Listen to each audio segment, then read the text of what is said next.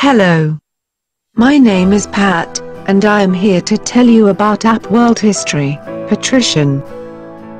The term patrician, Latin, patricius, originally referred to a group of elite families in ancient Rome, including both their natural and adopted members. In the late Roman Empire, the class was broadened to include high council officials, and after the fall of the Western Empire it remained a high honorary title in the Byzantine Empire. Medieval patrician classes were once again formally defined groups of elite burgher families in many medieval Italian republics, such as Venice and Genoa, and subsequently patrician became a vaguer term used for aristocrats and elite bourgeoisie in many countries. The word patrician is derived from the Latin word patricius, plural patricia, which comes from pates, the plural of the Latin word pater, father. Pater was one of the terms applied to the original members of the Roman Senate. The word comes down in English as patrician from the Middle English patrician, from the Old French patrician.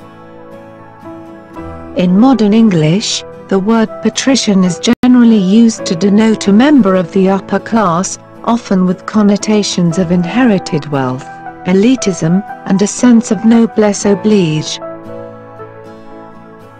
According to Livy, the first 100 men appointed as senators by Romulus were referred to as father, paters, and the descendants of those men became the patrician class.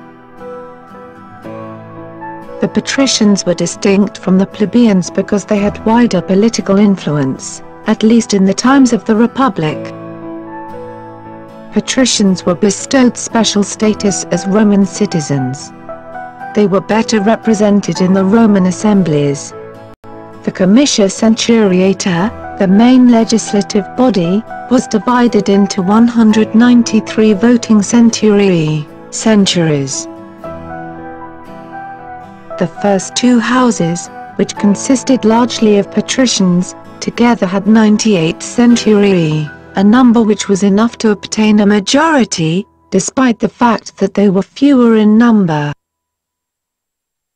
That meant that if the patricians acted in concord, they could always determine the result of the voting of the People's Assembly. So, although it was not forbidden for plebeians to hold magistracies, the patricians dominated the political scene for centuries.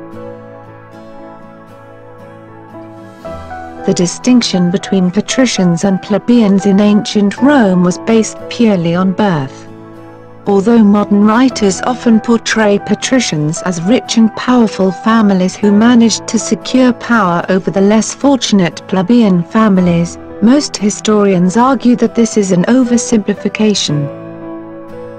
As civil rights for plebeians increased during the Middle and Late Roman Republic, many plebeian families had attained wealth and power while some traditionally patrician families had fallen into poverty and obscurity.